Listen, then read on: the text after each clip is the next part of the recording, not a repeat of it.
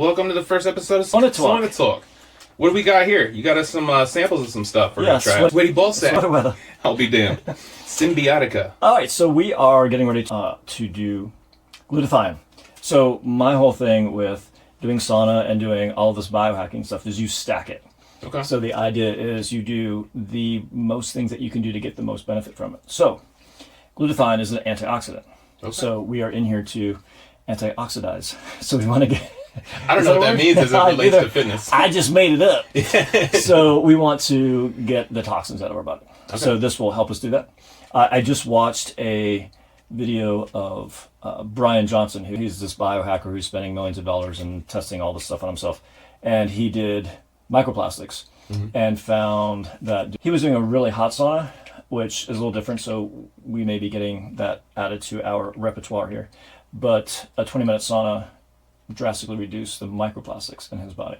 So blood work that he was doing. Really? Took out the microplastics. And it was interesting, he's the first one that tested his blood. And his semen originally had...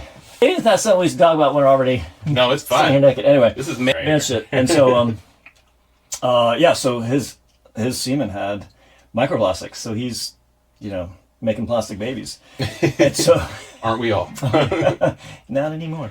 And so he tested and he was able to reduce the load of plastics, not only in his blood, but in his semen. I feel bad for his staff that they have to do these things, but yeah, there you go. Yeah. So glutathione, and then we will sweat. And actually, we need some extra towels. What you should do is be constantly wiping the sweat off and the toxins because you don't want it to absorb back in. And then we will remind me when we get out, we have something that's called a binder. So we will do chlorella, which is a binder. It takes those things in and then gets them out of your system. So you want them to loosen up from your skin or wherever, be in your blood, but then you want to get them out of your body. So let's drink up. We're going to do a shot. All right, man. Cheers, mate. This is the good stuff. Cheers. Welcome to episode 1 of Talk. Yeah. Mm-hmm. Oh, then we're not supposed to talk for 90 seconds. You're supposed to let it stuck in stay in our mouth. No, not bad. Symbiotica, I'm familiar with that company. They make some sleepy stuff. Yeah. Yeah, I've got I like this for all kinds of things for your body. And then I have another one, Sunny Within, that has a lot of sleep, longevity. Really? Machines, yeah. Oh, good. Cognitive. So this can get all the toxins out of my body. That's the idea. I love it. I have a lot of them. So I have a lot of, a couple different ways. I have some other glutathione products as well. Nice. I like that. Can I just share with you? Yeah, please. Strong. What the hell is that? Salty water. Okay. So now we got to wipe off the sweat. Yeah, so I sweat more than most. 2 towels. There's your towel. Excuse me while I am. Should I get another towel? All right, I'll be right back. Keep talking. No, we have editing. Post-production. Awesome. Find the skirt. Don't look up my skirt. Okay. All right, so the whole reason we started the concept is to try to create a space for men to be vulnerable. I tend to believe that I've dealt with a lot of depression in men, myself included. And, I made a video yesterday about a friend that had committed suicide. And when that happened... That was very powerful, man. Thank you. I appreciate it. Yeah, it got me. It was good. I wasn't sure. No one said anything yet. Yeah, sorry, I didn't respond. It's okay. No, not to interrupt, but that's what we're going to do. We're just, please do. It was a great tribute to your friend. Thanks. And bringing to light, you mentioned the statistics, and they are staggering. I think it's like the top 3 killer of men. Yeah. So it's like cancer, heart disease, maybe not in that order, and then suicide. Right. And so it's something we need to talk about. I've kind of taken it on as like a passion project. I've said my story a million times on the podcast, but I have a lot of, suicidal ideation and suicide attempts in my past. And I'm trying to figure out, how do we get to that point where we can talk as men? Here's why I say that is when Adam first committed suicide and I took an oath to try to have men's mental health as a thing on the podcast. So we had friends from back home come on the podcast and we tried. Like we got on the podcast, but the conversation kept dying. And my feeling is that, the people that were on the podcast, they weren't willing to get vulnerable. And I understand, like I'm not going to try to make everyone talk about their problems. But what I've found is that when I do it, I heal myself. Yeah. And so I try to have as many conversations, as vulnerable as I can, like with you privately or, things like that. But if we can create a space, and the sauna just happens to be like a perfect conversational spot. Yeah, I've had the most profound and amazing conversations, even with strangers. You just start to, yeah, how's your workout? And like, oh, and, do you sauna very often? All of a sudden we're talking about health, and I've literally gotten members, here at the gym just by, oh, yeah, you got sounds like you got a cool gym. I would love to try it. So poaching them from other gyms. No, absolutely. I work out. I mean, if I come here more often, I'm sure I'll meet some clients here. Yeah. But like in the sauna where I go at my gym, it is a daily part of my practice. Not just for the meditation and prayers that I do, but the conversations that happen inside a sauna. And you'll run into the same people, and then you run into new people, and it's just it's a really nice. And men tend to be a little more like strangers that I've met in the sauna. They'll tell me about like their kid that they hate or something. They're able to be more vulnerable, so it's like I'm never going to talk to this dude again, and that's kind of what I'm talking about. Like having enough courage to say those things that you wouldn't say in front of anybody else because you don't know me. Right. Yeah, like you get it off your chest, not even knowing that you helped yourself, and that's what I think anyway. Did you turn this on, or did it go on by itself? Probably went on by itself. Just gonna double check my. Oh no, I think it's on. Is it? Yeah. Okay. Well, hold it between. You had your light is steady. My light was beeping. So okay, cool. Because my mics are better than yours. Well, it's funny because I mentioned to someone in class just a little while ago that we were doing this, and he was part of a group that did a 30-minute workout and then an hour-long talk, and it was men and women, which is an interesting dynamic. And I've been in those kind of personal development things where you have men and women. And he said it was phenomenal. And it was from out in Seattle, and it they were a company, it was a nonprofit that was doing this. Really? Thing. And he said it was just it was really amazing. And he met like his best friend through that, and now he doesn't drink because his best friend was in recovery. And so now it just prompted him, well, if we're going to go out and do stuff, then you're not going to drink. What am I going to do? So now they do things and they don't drink. Right. So that's the power of a relationship, right? Right. And then also, if you hang out with people that drink, guess what you're going to do? Yeah. And you hang out with people that smoke, guess what you're going to do? Right. So it's interesting how that dynamic. And then I have a friend in Australia who I met at a CrossFit it was like a gym conference for coaching gym owners. And he came all the way over, and we both got there a day early. And there were some other people, but I put on the Facebook group, hey, I'm here a day early if anyone wants to grab dinner and just kind of, let's meet up and whatever. So he responded, and we met for dinner, and we hung out the whole time. Yeah. And he's like 20 years younger than me, has younger kids. And in Australia, he now started a group on Saturdays at 6 a.m. they meet and just work out. So it's a free thing, you can come, and it's just the idea of having that fellowship or just getting together. And I don't know powerful. And I don't know if there's really a talking, probably like maybe they get together afterwards. But I've mentioned that the one thing that all of the blue zones are places where people live to 90 and 100 and beyond. Mm-hmm. And I think there's 7 or 8 of them. There's 1 or 2 in the US. And the one common element, like some are vegan, some eat meat, some are drink wine along with so they're smoke cigars for 100 years. Yeah. George Burns. All of them are a little bit different and what they do, but they all have community. Yep. So that's community. The power of community and just being able to come together and have these things. And we've talked about it, and we were talking about it today, like how even before COVID, it was like your third space, so 2 things. Third space, like you have your work, your home, and then you have like someplace else that you meet up with people and hang out. Yeah. COVID killed that like pretty much completely if it already hadn't died. And then like in the 50s and 60s, your number one relationship wasn't your wife, your spouse. It was work. It was work and you're like your friends at work. Like you had friends at work or even outside. But your friends were like number one. And then like your wife wasn't like your best buddy. Like how many people say now like, oh yeah, my wife's my best friend. All of them. It's cliche. Right. I hate it. Yeah. And it's like I've done it too. And you can't and you can't always be completely open about how you feel in your relationship. And that you need that third party that's not part of it that you can open up to. I'm like, yeah, I'm having a problem with this, or I'm having a problem with that. And like, can you believe that she did this? And is it me or is it her? Like, what do I need to look at? Yep. And you can't do that. You can't. It's those conversations. Yeah. And I think that's what my feeling is. Like, that's what we're lacking. Yep. community, or it's the space to do it. Like I was saying, we tried to do it on the podcast, but the fact that we were recording it scared the other guys that are on it. It's like I'm the only one being vulnerable now, and it can't be like that. I don't think. Yeah. Because hearing vulnerability from another man gives me permission to do it. Right. And I know recording it is probably going to be a thing. That's why I thought maybe if we get into these things where we get groups of men that want to talk, we can do it anonymously and just do the audio only. Well, we keep them sitting over there. Yeah. We can't see that. Like a one-on-one counseling session. Well, I don't want to play the role of a counselor, but also I want to play the role like, yo, I understand and I'm here. Like, yeah, of like, we just need to be seen and heard. Right. Like, I have friends that, like, I feel like, okay, I feel seen. Yeah. Like, they, like having acknowledged. And it's same with, men try to fix things all the time, and women don't always want that. And when you're sharing your stuff, I don't need you to fix me. Right. I just need to talk about it. Yeah. Like don't be a guy and like try to fix me right now. Yeah. Be a listener. Yeah, just fucking listen. That's it. And noticing the difference between when it's my time to listen or when it's my time to give advice. I think that's important too. Right. Because a lot of like you were just saying, a lot of the times I play the role of just the listener. People just want to tell me things. Right. But at certain times they call me for advice, and being able to differentiate those two is very important. A lot of people call me for advice. I don't know why.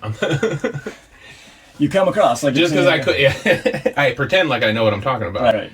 You know what I've noticed too, like, and the reason I kind of want to do this, and then I'm going to start this recovery group, is because people that have known me outside of the recovery group that meet me, like, I'm not going to name anyone, but one of my great friends now, I knocked on his door once, tried to sell him a roof. That didn't work out. He was a partier, he was partying at the time, but through just knowing him and him in our relationship, he ended up quitting drinking on his own. I brought him to a meeting with me once, hated it, but just hanging out with me, he quit. I'm not taking any credit for that. I'm just saying. Yeah. That happened a few times. Like another guy that we play music with, he ended up quitting drinking because I kept talking about it. Me being sober around people helps other people get sober. And I'm not pushing, like, I think you should be sober. You should stop drinking. You should quit taking drugs. That's not what I'm doing. No. It's just like, this is what I did. And people tend to like it. Yeah, I think because, so this is a thought, that you're drinking because you're drowning something, you're covering up something. 100%. And if you have the opportunity and you're creating a space for people to open up and talk and be seen and heard, then they don't need to drown themselves. That is a great thought. Yeah, I get them every once in a while. Damn. You inspire that. So that was you. Thank you. Yeah. I was just translating. See what I mean? That was just proving my point. So yeah, I love this idea, and I love there's a statement that says your power lies in your vulnerability. Right. And someone mentioned, hey, you should listen to Brene Brown before you go into this. She's a big speaker. She's like a researcher, and she did this whole thing on vulnerability. And if your phone is anywhere near, you'll now be tagged with every Brene meme that's out there. I'm going to get her on the podcast. Okay. Watch. But she's amazing. Books, Netflix thing. She's just these great things that you can just relate to. Mm-hmm. And even though she's female, and like some of her stuff is very female based, but like you feel it, and you can put your male perspective on like how she felt in that relationship and what was happening. Yeah. But it is that vulnerability and letting people know how you feel. And when that happens, he's very good with the wording. So it's not like, when you said that to me, you pissed me off. It's like, so when you say things like that, I interpret it, and I have my background makes me think this, and I'm thinking this when you're saying that, and I don't know if that's what you're trying to say, but that's how I hear it. So and I may still not be saying it right, but it takes blame out of it. Like, just take fucking blame out of it. Yeah. And just, we all have our shit that we've gone through. And you're going to interpret things differently than I'm going to interpret things. And I can think that something's a joke, and you are highly offended by it. And I'm laughing it off, and you're like, I can't believe you just said that. And I am that person a lot, because I like to joke, and I will use myself most of the time as, the butt of the joke. Yeah. But I sometimes will, make you the butt. And you have to be careful with that, because you don't know if people have that ability to laugh at that situation, right, and at themselves at that point. I screw up a lot with that. Make a joke to someone who's not ready for it. It's like, ugh. Yeah, and I've learned to like, okay, why don't I just do this self-deprecation thing in a fun way? Works great. Yeah, but then also, I need to still then pump myself up. Like, you're amazing. Like, you're not always that. I get through it. Yeah. You don't always want to self-deprecate to the point that you start believing it, either. True, and there's another thing to that. Is negative self-talk natural to you? Yeah. It is? Yeah, I have to work at anything else. So go ahead. No, I was just curious because Yeah. it's a very natural phenomenon for me. And, the video I made the I other think for day. a lot of people. I think so too. And the have to kids work now at it. learn it. What is your practice to work at that? How do you go about it? So I do have, I wish I could say I had a very active gratitude practice, but I do try to live a life of gratitude, and I look for those. And I think I do a really good job of like, I am so grateful for the people around me, and I try to let those people know it. And I feel that's helped me manifest, this gym, the things that are happening, the positive things that are happening. The stories, I need to start writing them down because it's just unbelievable, like just random people and things and how things have appeared and keeping positive things around me. And I think part of that is having a gratitude practice and being grateful and having energy around you of being grateful for everything. And like every time someone comes in the door, I'm grateful that they walked in the door. Like I always, even at my old gym, it's like, I applaud you for walking through that gym door. Like you are somebody who, has said that you don't work out in the gym and it scares you, but you walk through that door. That's courage. And that's courage, and I'm grateful for that. I'm grateful, that you would do that for yourself. And I think putting that energy out and always having that energy, so that energy will come back to you. Yep. So like today, randomly, someone came up to me and said, your coaching today was, I loved how you broke it down and you only gave me a couple things to think about. And, and I'm like, yeah, you did amazing. Like, and he said, yeah, but it was like, you were just telling me exactly what I needed to hear. And that's exactly what I needed to hear. Right, that's a good trade-off. I needed that. Thank you. No, thank you. So I think that having that, so that energy just keeps going. And so to answer your question, the negative talk, I have to stop and think about, what am I grateful for today? Like I'm grateful for that moment with a member who, did a movement that he had never done before and killed it. It was great. Yeah. And that, I had 3 people inquire about the gym today, that I had a wonderful conversation with my daughter. And so those are the things that, you got to grab those. Hang on to that. And it's almost like, so even in eating and nutrition, it's a add-on process. Add the good food in, and then the bad food kind of goes away. Right. So add the positive thoughts to your head and those conversations. And the other ones, like you don't have time for them. Right. Now you're going to have moments, that's going to happen. And all it takes is like one stupid mean comment. And, I can have, 3 nice comments, nothing, people like enjoying something or getting something out of it and not hearing anything from them. And then you like one a-hole who's got to like make some stupid comment. Right. And what do you focus on? The bad shit. Always. So it's getting over that. And, there's a joke like, hey, if you have a hater, that means you finally made it. So, I believe it. So if I get someone that, hates on it, it's like, all right, well, that means it hit enough people that they found a hater out there. Yeah. So, I look at my stats, I'm like, yeah, 500, it took 500 people. You're damn right. And like, keep posting on it, keep making comments, like, let's get a whole conversation going because you're helping my algorithm the whole time. Tell me how bad you really hate me. You too. I'm going to help you with your gratitude practice. Okay. Every morning I have a gratitude practice with a couple of friends. I'll add you to it. So we just kind of text each other, hey, good morning. This is what I'm grateful for today. That's it. Sweet. I do it with 2 people. And you do that for the whole community. I mean, that's what it originally My posts are attracted pretty much me like that. to your energy. So this guy is on the app next door. If you don't know what it is, like look it up. And he just says like these nice things, like, "Hey, you're an amazing person. Have a beautiful day. You're this or that, whatever." And I just like I was going through and just looking at this like, who is this guy? He's awfully freaking happy. It's a problem. Yeah. And that was when I was really realizing that the more positivity I had around me, the more positive that I was. And in the past year and a few months, like, we can get deep and dark, but like I like a lot of shit happened. And more I had people around me that were positive, that it rubs off. It's huge. And not being in my head. And what helped that was kind of like the group that you're doing. I had one friend who every single day was like, hey, you're an amazing person. Have a beautiful day. How you doing today? Mm-hmm. Every single day. And he knew, like he understood. And he's someone that I'm vulnerable. He's a friend that knew what I was Answer going this through. though. When he was doing that, you were depressed, right? You were down. Oh, yeah. Darn. But he was trying to pump you up. Were your thoughts like this? Were you like, God, I can't believe he keeps texting me. Why do you keep texting me these positive things? Like, was it like that? No, it stopped me. Okay. Like it was. Gave you a little gratitude? Yeah, totally. Like, okay, I got someone that cares. That's awesome. And so one of the things that I wanted to say today and wanted to get out there is like, you don't know who's on the edge. Right. And so every opportunity you have to be positive to somebody and resist those moments where you want to be negative, because you don't know. You don't. And that can be the one thing that pushes somebody over the edge. Right. It could be something as stupid as, road rage or something, and just put somebody like, fuck it, this isn't worth it anymore. Like, you don't know. Yeah. And, I had moments in all of that where I was having a ton of negative energy. And I was like, is this even fucking worth it anymore? Right. Like, what the hell? Like, and it was enough from that one person just to keep me focused.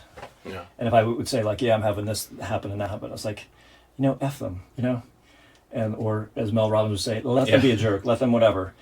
How are you responding to that? Let you be the person that, and you have to know what's happening here, what's in your heart. And, if shit's happened around you, but, you weren't being malicious, like you cut somebody off on the road. Were you trying to cut somebody off, or did you accidentally do it? Mm-hmm. Did something happen at work, and you hurt somebody's feelings, or you did something, like, did you mean to do that, or was it an oversight and you didn't mean it, and that's something that... You're talking about accountability. Okay, so accountability and integrity, right?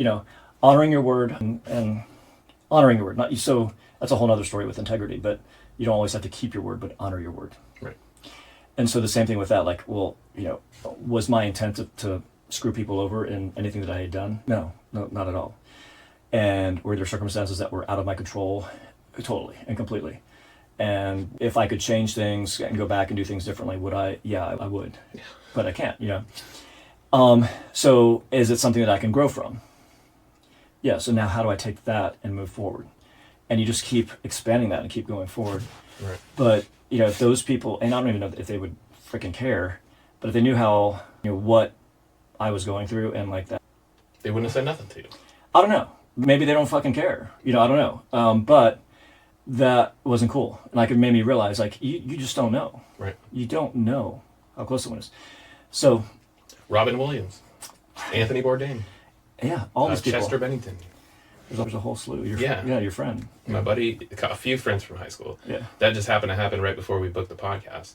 What part of my gratitude practice is those posts. Like, because I have such negative self-talk, just by default, like that's a way that I combat it. I try to put more positive out than my brain tells me negative, if that makes sense. Yeah. Like, when I judge someone in my head and I realize it, I ask God to take that away. Like, I don't need to do that. I shouldn't be doing that. So it's the practice of me getting rid of, like, these thoughts are going to happen no matter what. My practice is to counter them with positivity if I can, like the next door posts. Right. So yeah, if you have a practice where you're practicing gratitude, I have to, like, yeah. Well, yeah, it's Oprah has that, love her or hate her or whatever, but she has that whole go to bed with writing down the 5 things that you're grateful for that day. Yeah. Or there's another thing where you project or you manifest in the morning. You thank for what you want to have happen, like it has already happened. Yep. Thanks for the 5 new clients today. Thanks for letting me have the most amazing day with my daughter today, or my son.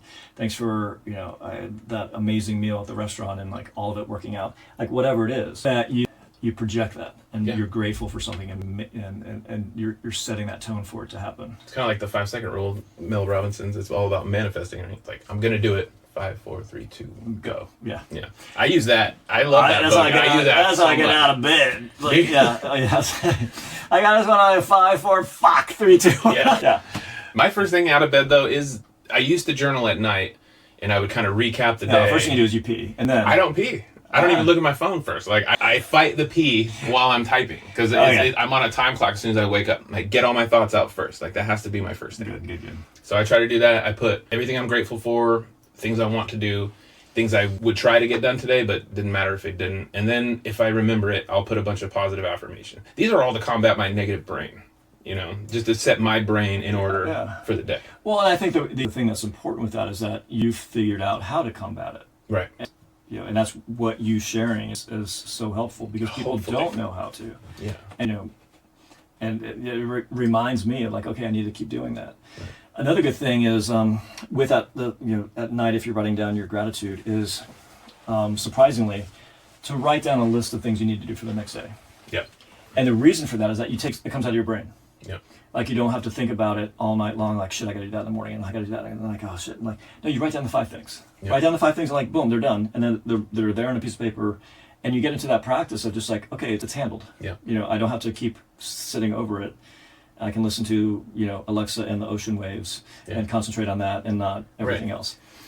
Well, it's the same thing like when I come to work out with you, the reason I can work out hard at your gym is because you're telling me to. Like I'm getting instruction. I don't make myself work out that hard. Right. I will not.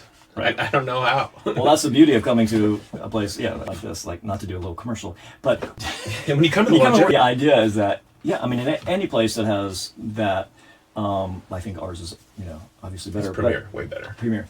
Is that you do have someone taking that off your plate. Yeah. And that's maybe what my friend did when he would send that note every day, was that, I am worthy of someone checking in on me. Yeah. And that meant a lot. Like, okay, I am worthy. And I think that's something for a lot of people. Especially men. I bet that's holding a lot of men back. Feeling worthy, feeling like they are enough in their family, feeling like I am enough. They have enough money. Yeah. Yeah. Like I have enough. We've all thought that. Yeah. And I think that's part of, and I've done a lot of personal work. I've done, if anyone's heard of Landmark Education, I've done, a few of their programs, the weekend programs, a couple times. And then I did a more local program that was pretty messed up, but there was parts of it that were good. And a lot of, everyone in there had an issue with being worthy. Okay. And thinking, and where does that come from? It comes from a parent saying one thing when you were years old. Yeah. And it was taken out of context. If you've got the parent in there, they would be like, I don't even remember that. It had nothing, or, this had nothing to do with that. I had a bad day, and I was mad at a coworker. And my fitness journey started because Tony Castillo called me a fat ass when I was 12. And I just started working out 3 years ago. Like, that's how long it took. Wow. It's like, and it hit. Yeah, well, no, it's one of those things that I've lived with my entire life.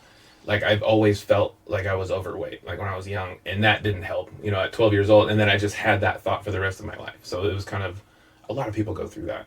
But that was the main thing when I started working out, like, fuck him. I'm going to, get back at him. So. Yeah, and I think, that's an interesting thing. I mean, I've told this story before, and I think I told you it before. Like, it was a friend coming up to me at 15 or 16 in the back of English class and grabbing my arm and like, oh my God, damn, Tim, like, you've been working out. And like, I was a skinny kid, never did sports. And like for the football, player to like do that and think that I had muscle. Yeah. Was like, okay, this is cool. You were the shit. Yeah. You're captain of the football team. It didn't manifest quite like that. Yeah. But for that moment, I was an athlete or whatever. And so that fueled my love for it. And I think those moments are important, to learn and to take away from them. So there's something about like another man hyping you up that hits different, or even if it's a woman. Like when a girl tells me, for instance, my ex-wife, I had some black socks on one day when we first got married. She said I looked hot in black socks. That's all I have now. Like those types of things were really set a. You didn't wear them in here. Okay, good. No, it's all those little things like unhealing or healing all those little past traumas, even though like him calling me a fat ass does not matter, but the effect did, and I didn't know how to deal with it until I was in my 40s. So like having a proper way to deal with my problems now, it's in the gym, it's meditating, it's praying. That's mainly how I get through most of my shit.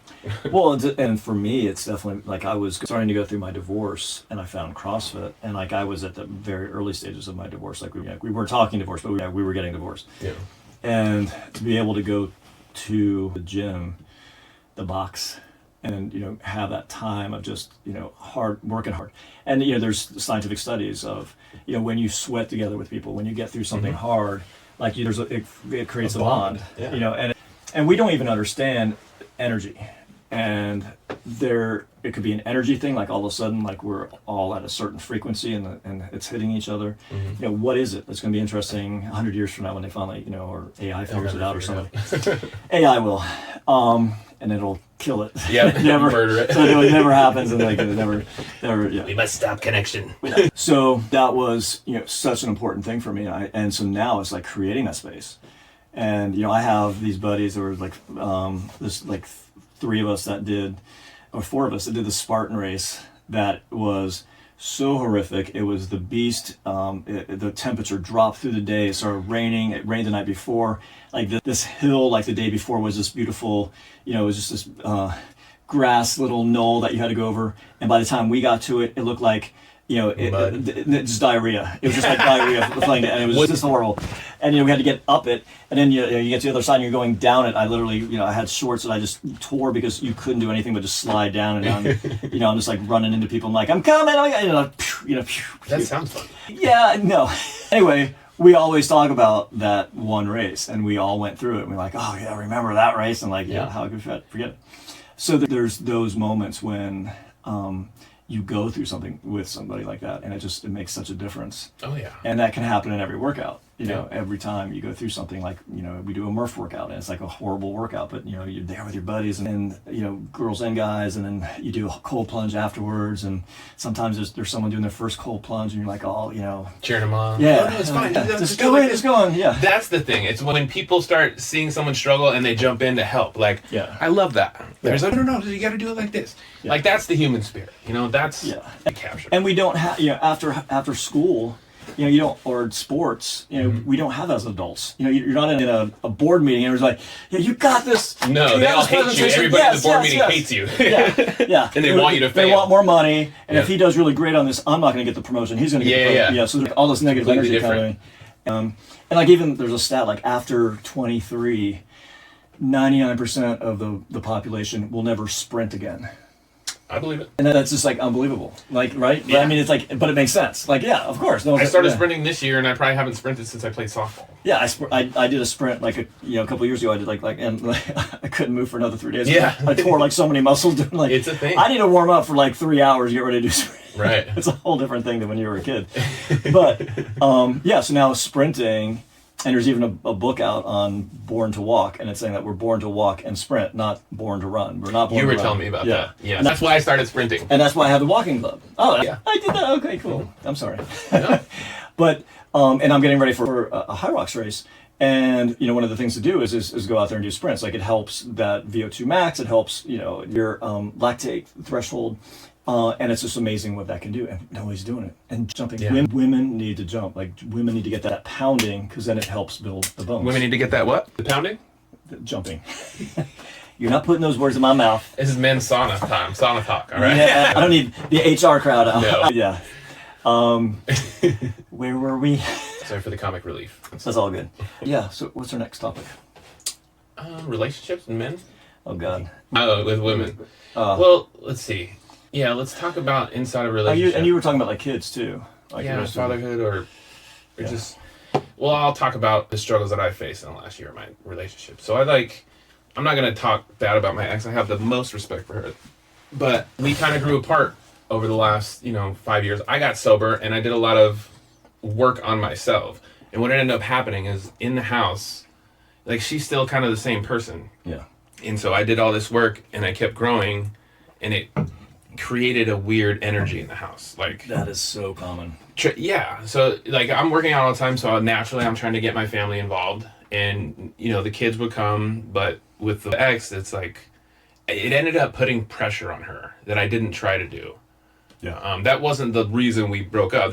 We just completely grew apart. Yeah. But I ended up putting a bunch of unnecessary pressure on her to do things that she wasn't ready for. She wasn't ready for, and that was on me. I shouldn't have. Yeah. I didn't know how to exist in a relationship. I've never been in a good healthy relationship. All of them have been toxic. Now I'm sober. I don't know what they are. I don't know what they consist of. Yeah, You know? that's pretty scary. And yeah, what was interesting after the divorce, and so I have in Diary of no, I think it was with Mel Robbins. So she was asking about parents and kids relationships, and it's like not every kids don't live in the same household. Like they don't have the same parents.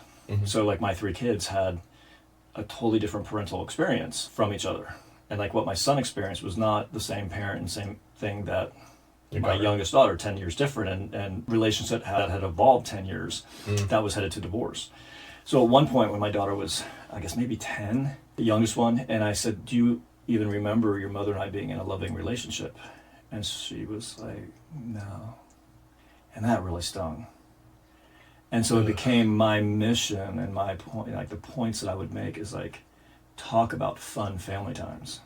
So I wanted her to know that we still love each other. That we... Or do. Yeah, and like they were all, well, did. And that we had children out of love, and that there was a loving relationship. And anyone else can spin it any other way that they want to, but that's, you can recreate your history. And I'm creating my history. And it's not, I'm remembering and focusing for them on that trip to Disney that was amazing. That time that we did that, it was just hilarious and funny, and your mom and I laughed forever, and just bringing those things up. And they're hard for me to do that sometimes.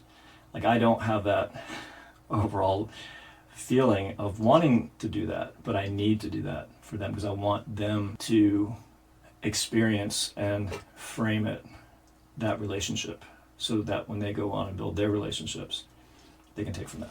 Yeah, they have some good foundation to Right. build on. That makes sense. That's tough. It's tough. And it's just interesting that when that researcher told her that, you're not the same parent for every kid, and every single kid has a different experience. And I'm like, oh God, yeah, they had a totally different experience. Yeah. As I did with my parents. My brother was 14 years older than me. Do you think I had different parents than he did? Yeah. By the time they got to me and I was 15, like, we're done, dude. Like, you want a car? You want to go get a job? Fine. Do whatever you want. Yeah, go. That's basically how mine was. I was basically raised as a single child. I had two older brothers, but they were 9 and 10 years older than me. So Yeah, it's a I big was difference. a single child. Yeah. I got girls could stay at my house when I was a teenager. Not with them. They got real jealous about that. Yeah. Well, you were a hoe. But anyway. Yeah. I've since then sobered up. Yeah, there you go. So that's interesting with the kid relationship. In my kids, I'm a different dad to each of them. I think now I'm getting a little more, like, what do you call it? Treating them fairly. Not fairly. More even keel. Yeah. More evenly spread versus like how they used to be. But all kids are different, so you have to have a different relationship with each of them. Yeah. Yeah, and they react to things differently. It's all different. I'm teaching, like, right now, outside of the relationship, since me and my ex are not together, what it does for me being a father, it creates better situations for me to teach my son lessons now. Because I'm outside of the environment, so I have a little more say in what's going to happen with my relationship with my son. For instance, like right now, I'm trying to teach him to not steal. He stole from me a couple times. I gave him my credit card. He ran up the bill a couple times before I caught it, and then I cut him off, and I made him apologize, and I was like, if you do this again, then I'm going to cut you off for a while. Yeah. Cut. And then he did it like a week later, and I was like, all right. So now I'm in this place where he has always been used to getting in trouble, crying about it, flipping out, and then getting his thing right back. But now that I'm away from that, I don't have to do that. So I can kind of stand on whatever I'm saying right now. So we're in a situation where I don't care how long this lesson takes. Like, he's going to learn it. Yeah. So he's been asking for money for the last 6 months. Sorry, man. Yeah, and I think that in a separated divorce type relationship, it really became me looking at who I wanted to be as a dad. Yeah. And it was interesting because, you kind of do split the roles, and like she was always the one that did activities and planned the activities, and I would just go along, or it would be activities that she wanted to do and I didn't want to do them, so I wouldn't go. And so like I'm still sitting at home working or taking a nap, or whatever, and they're having fun. And then all of a sudden it came down to me doing things, and I just had a very, have this very stark memory of us, like, after the kids got done with their homework, we all went out and played Frisbee. and we were just having the most amazing time. And I was like, I would not be doing this. I would be waiting for her to come home and like do activities with the kids, and then I would be making dinner or whatever. Yeah. And it just became like, well, dinner's gonna be late tonight. We're gonna play frisbee. Divorce made my fatherhood better. Right. I mean, you couldn't be, like they say, like we're not condoning divorce necessarily, No. but it, the kids knew, and yeah, I am a better dad, since that, and there's no sense being in a confrontational or just a Loveless. yeah. There's conflict, where there's this all the time, and they feel that tension. Yeah. And they hated it, and to the point now that like they don't even want us to be in the same room. Like they don't, like, not that it's happening, but they wouldn't want, like it gives them too much anxiety. Yeah.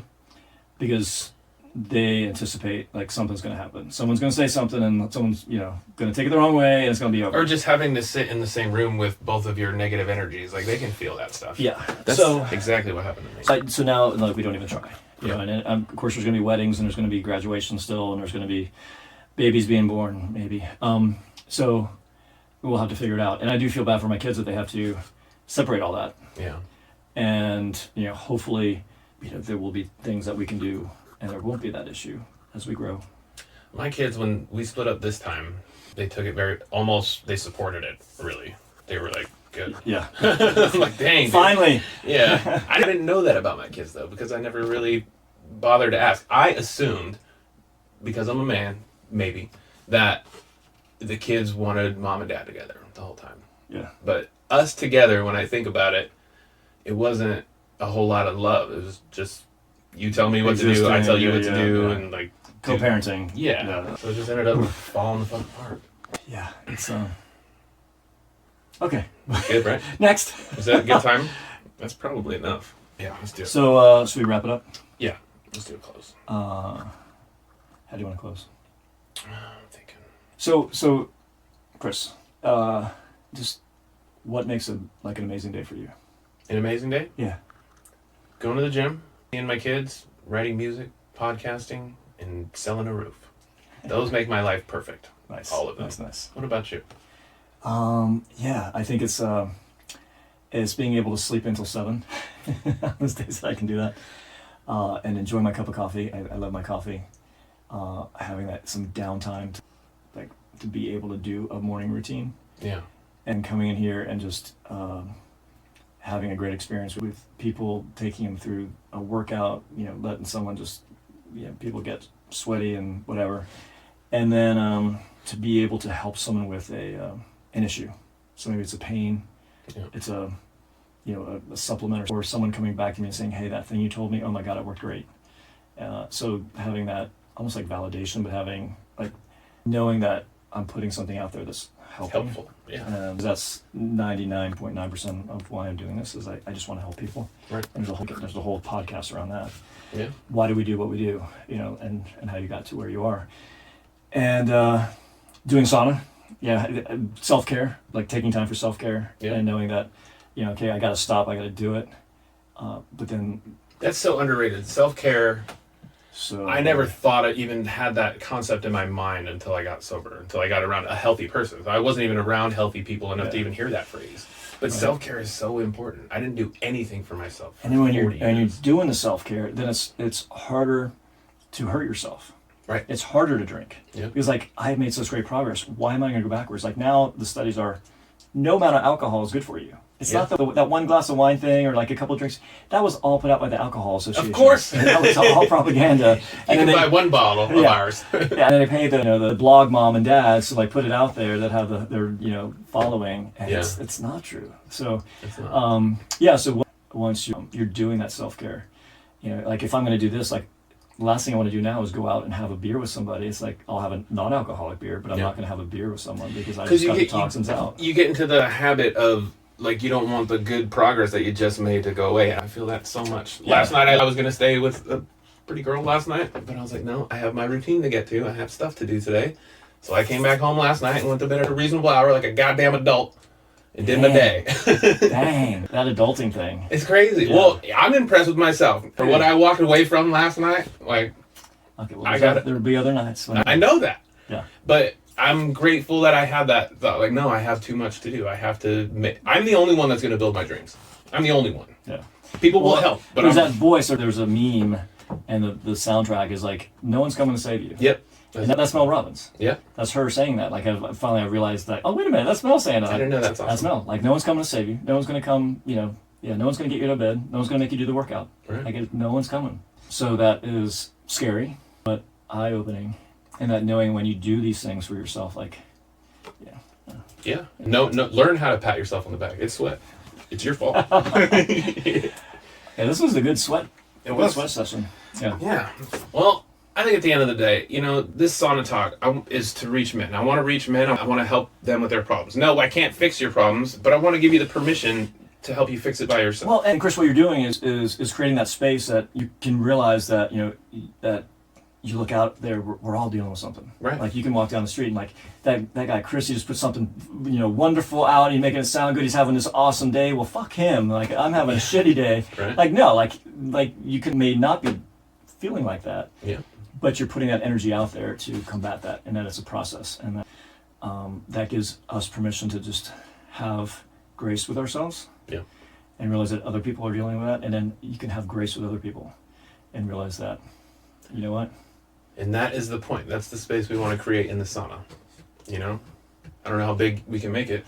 We get like 14 people in here. That'd be great. That would be a little weird. I wouldn't even have to turn the heater on. We all be standing up. All right, just talk. Yeah. That'd be great. That's your hand, right? So. All right. Well, thank you for joining us on the launch of Sauna Talk. We want to help men. Drop a comment. If you want to send me an email with some feedback, that'd be great. mcmedia.network.llc@gmail.com. And we're just trying to create a space where men can be vulnerable to help heal themselves. So I'm Chris McIntyre. If he wants to give his name, he can. This is Tim Peterson of the Longevity Hub. And we'll see you next time. Hit subscribe. Awesome. Bitch. Booyah. That was good, man. That was some good content. I like when it doesn't suck, dude. Let's turn the cameras off and just Chill for a second. have a second. Turn your camera on. Yeah. Without letting all of you